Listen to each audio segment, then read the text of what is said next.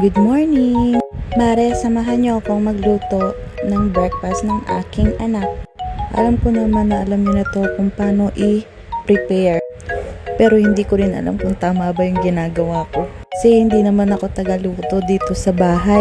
Yan, naglagay lang ako ng butter sa pan. Pinatunaw ko. Yan, minekos-mekos ko yan. Yan, tsaka ako nilagay dyan sa dry ingredient.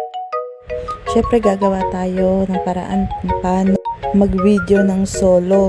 And gagawa tayo ng paraan para makapag-video kasi wala naman tayong gamit.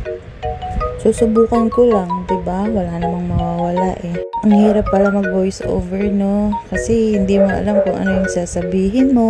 Tapos may maingay na aso. And yun na nga, balik tayo sa ginagawa ko. Dinagdagan ko siya ulit kasi feeling ko kulang siya and masyadong basa. And then hinalo ko lang siya ulit sa makuha ko na ang tamang timpla. Nakaka 1 minute pa lang ako sa voice over pero nawawalan na ako ng sasabihin. Diyos ko po. Ayan yung mga baby ko.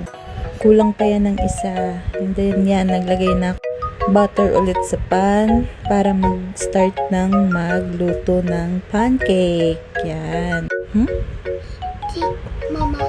Luto tayo pancake? Okay, bukas ulit. Yan.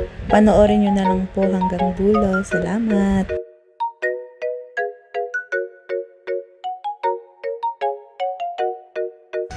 Siyempre, hindi mawawala yung sayo ng aking magandang anak. Kahit na palagi kami nag-aaway niyan, Diyos ko. Totoo nga pala talagang mahirap kaaway ang sarili mo.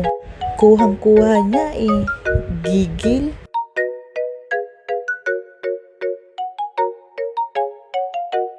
Dito habang nilalagay ko yung honey sa shot glass, meron akong naalala sa nakaraan. Diyos ko po.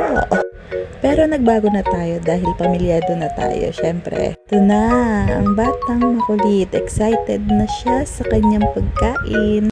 Syempre, proud na proud siya dyan kasi kakain na siya.